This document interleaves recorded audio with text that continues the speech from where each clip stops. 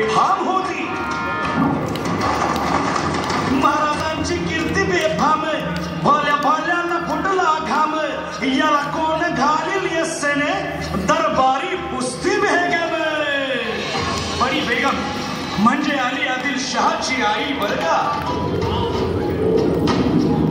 नजर येत तिच्या अंगार, दरबारात झाला गपगार.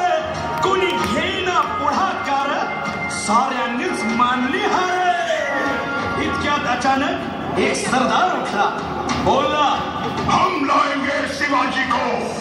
हम त्यानं विडा उचलला. नवतेचं अफजल खाने, नवतेचं अफजल खाने जिथं जागता जम्मू सैताने. कान बोलला छाती ठोकून, शिवबाला टाकतो चिरडून.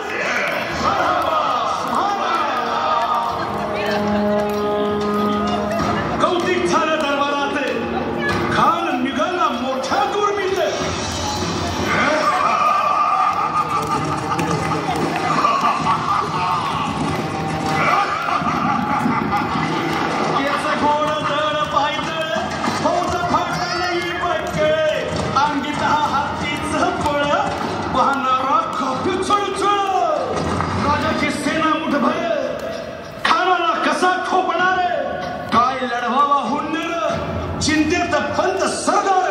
महाराज आपला जीव मोलाचा आहे. खानाचं सैन्य अफाट आहे. त्याच्या समोर आपला टिकाव राखणं अवघड आहे. काही दिवसांसाठी आपण कुठेतरी अज्ञातस्थळी निघून जाऊ.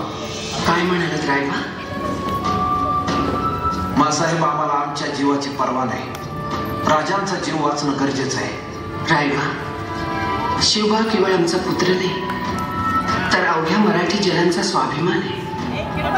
या मातेने आपला पुत्र गमावला तरी बेहत्तर, परंतु भ्याडपणे पळून जाऊन या मराठी मुलखाचा स्वाभिमान गमावता कामा नये. अशा वाघिणीचा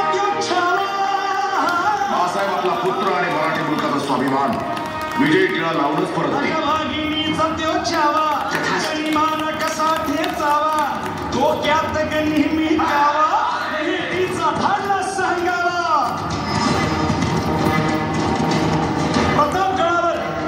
प्रतापगडावर आमने सामने भेटीचा सांगावा खानाने हसत हसत कबूल केला.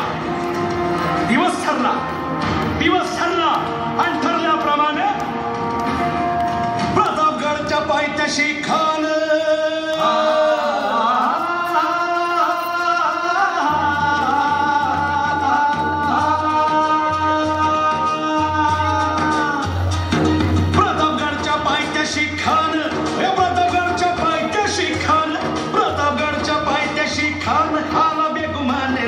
त्याला जाण शिवाजी राजाच्या करामतीची, शिवाजी राजाच्या करामतीची, शिवाजी राजाच्या करामतीची. आणि त्यासे नाही जाणीव शक्तीची, त्यासे नाही जाणीव शक्तीची. आणि करेल काही कल्पना युक्तीची. हजी जी जीवनाच्या भेटीसाठी महाराजांना एक शानदार शामियाना उभारला होता.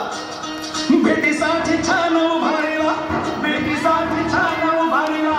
नक्षीदार शामियान्याला, नक्षीदार शामियान्याला.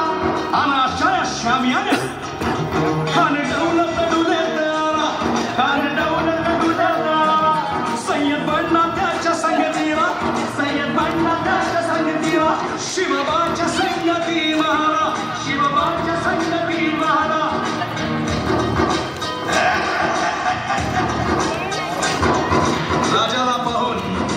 राजाला पाहून खान म्हणतो कसा, आओ आओ शिवाजी, आओ हमारे गले लग जाओ, आओ.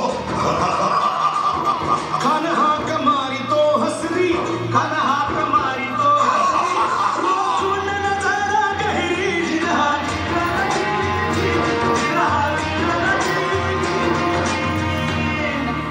खानानं राजाला आलिंगन दिलं आणि दगा केला. खान अभिमान मान्याला, खान अभिमान मान्याला.